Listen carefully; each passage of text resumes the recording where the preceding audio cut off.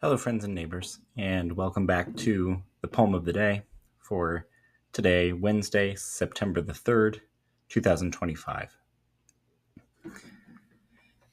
The poem that we're going to read today will be in our series of sort of restful fall poems that we've had for the last couple of days, all of which also have a bit of an air of melancholy and sadness to them, a feeling that something's coming to an end, which, as I talked about yesterday, I think is something that comes part and parcel with fall, even if it's not always front of mind. For a lot of people, fall means finally it's cooling off and you get to spend more time outside, that there's crisp air, that you open the windows. And for others, it's, pumpkin spice or sweaters or pumpkin pie, apple pie. But at least for the poets, there's always a sense of melancholy, of looking back, and a sense that all things are sort of rounded and must end. And that makes the poem for today, I think, a little bit more tragic also, even if it's not within, strictly speaking, the content of the poem. So the poet is John Keats, and this is the last of the odes that he wrote in his lifetime. If you recall, he died in, I believe, 1821 at the age of 25 years old. And this poem was written in 1819 and published in 1820. So he's about 23 years old when he's writing this poem. And he wrote a series of these odes that were modeled after the ancient Greek tradition. In this case, this poem has 33 lines. It has 11 lines per each of its three stanzas, and it follows a structure of strophe, antistrophe, and epode. And he does use the English heroic meter of iambic pentameter, but cheats in places and substitutes spondies in place there. And you'll also notice that the rhyme scheme is consistent but rather complicated. So I'm going to read this poem, and I will keep my comments brief today. One, because this is one of the most written about poems in the English language. I think Harold Bloom said it's the most perfect short poem in the English language. But also because I'm kind of tired. So I think, even one of the best ways to sit with this poem is just to sit with its sonic qualities. And I'll highlight some of those after I read. Excuse me. So this is To Autumn by John Keats. Season of mists and mellow fruitless... Let me try that again. To Autumn by John Keats. Season of mists and mellow fruitfulness, close bosom friend of the maturing sun, conspiring with him how to load and bless with fruit the vines that round the thatch eaves run, to bend with apples the mossed cottage trees, and fill all fruit with ripeness to the core, to swell the gourd and plump the hazel shells with a sweet kernel, to set budding more and still more, later flowers for the bees, until they think warm days will never cease. For summer has o'erbrimmed their clammy cells. Who hath not seen thee oft amid thy store? Sometimes, whoever seeks abroad may find thee sitting careless on a granary floor, thy hair soft lifted by the winnowing wind, or on a half-reaped furrow, sound asleep, drowsed with the fume of poppies, while thy hook spares the next swath and all its twined flowers. And sometimes like a gleaner thou dost keep steady thy laden head across a brook, or by a cider press with patient look. Thou watchest the last oozings, hours by hours. Where are the songs of spring? Ay, where are they? Think not of them. Thou hast thy music too, while barred clouds bloom the soft dying day and touch the stubble plains with rosy hue. Then in a wailful choir the small gnats mourn among the river sallows, borne aloft, or sinking as the light wind lives or dies. And full-grown lambs loud bleat from hilly bourne, hedge crickets sing, and now with treble soft the redbreast whistles from the garden croft, and gathering swallows twitter in the skies. Okay. My apologies for the false start at the beginning. As I was reading this poem and preparing, I kept saying fruitlessness, and the word is fruitfulness. And so normally when I make a mistake in these videos, I just keep going because there's something present and spontaneous and just kind of raw about that. But I was a little bit frustrated, so I just went ahead and started it again because I kept bumping on that fruitfulness. And not that I planned that mistake, but it's a great way to get into the sonic quality of the poem, which I noticed has this very interesting reliance on certain sounds that characterize autumn.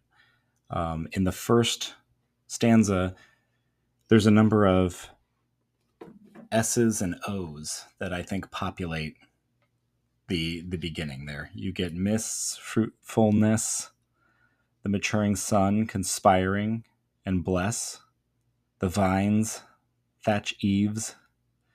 Then you get things like moss, cottage trees, core, swell the gourd,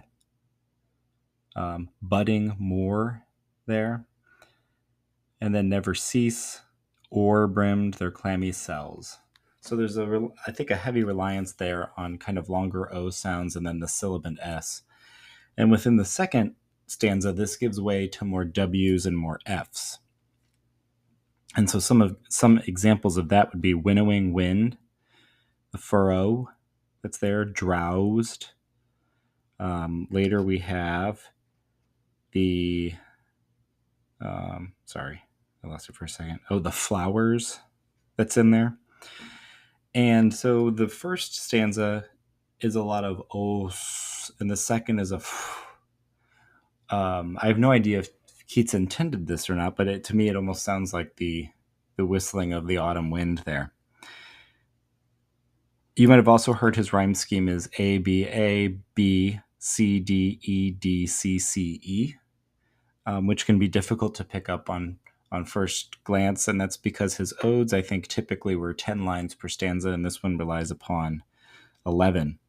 But the way that he has set up the structure as strophe, antistrophe, and epode allows for a movement from autumn that I think represents for me the excitement of the beginning of autumn, when, again, the weather is still nice and we still get a lot of sunlight, towards the later parts of autumn, like maybe late November, when it's beginning to feel like winter, when it's giving way towards that season of death and barrenness.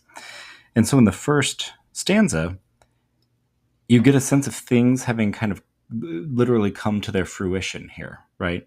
That we have the fruit of the vines, we have the apples that are bending the trees, the apples that are ripe, the full gourd, sweet kernels, the budding, the flowers with the bees in it. So everything, it's coming off of late summer, so everything is fully in bloom and has reached its potential there. In the second stanza, interestingly, the poet begins with a rhetorical question and refers later to autumn personified and as sort of a gleaner. And a gleaner is one who picks up things off the ground that are left behind. Not quite a scavenger per se, but when everything else has been, the harvest has been reaped, there are still some sort of extra things that are there, and the gleaner picks those extra things up. There's a really interesting film by Agnes Varda called The Gleaner's and I that's about this. And it says here that while thy hook spares the next swath and all the twined flowers, the twined flowers, and sometimes like a gleaner, thou dost keep steady thy leaden head across a brook. And so it's autumn kind of looking down, but having the steady head and following the brook that goes through and watching the last oozing hours. And that personifies autumn with a sense of melancholy, because near the end of its season, it sort of beholds those things that the poet speaks about that are waning and fading away. And then the last stanza, there's another turn here from all of this rich, almost gluttonous imagery in the beginning to the poet's interference with these rhetorical questions. Where are the songs of spring? Aye, where are they? And interestingly, setting up as kind of a contrast to spring, being on the other side of the calendar, but also spring being the things, a rebirth and everything coming into being and everything being youthful. By mentioning spring, spring becomes presence in its absence. Where are the songs of spring? Well, now the reader is thinking of these songs of spring, despite the fact that the next line is think not of them, they hast thy music too. So the music that he gave us in those sounds in the previous stanzas, he's saying, well, spring has its own characteristic, has its own beautiful natural sounds that could be characterized by consonance, assonance, alliteration. And yet the images that are here have the barren clouds, the river, the sounds of the gnats mourning among the river sallows, the lambs bleating, not bleeding, but bleating. And these are the animals that are in full bloom now, that are matured, right? And that also he's hearing them as singing, but also mourning. And so nature seems to understand that its own cyclical nature and its own end is a part of the celebration and the cycle, that the cycle is contained within itself. So it becomes a bit mournful and melancholy within the ending of it. I think that's all I want to say with this poem. Like I said, to unlock it more, I think we'd have to go verse by verse and to see in interesting ways what Keats is doing on the level of meter and on the level of diction, which is really well worth everyone's time. But I don't know that we have the time for that here. So please take a look. The poem is in the description, the comments there. And perhaps you can spot on your own some of these artful and wonderful twists of word and syllable that he does that really lends this poem such a impressive and beautiful sonic quality. So I hope you enjoyed it, and I hope that you all have a peaceful day.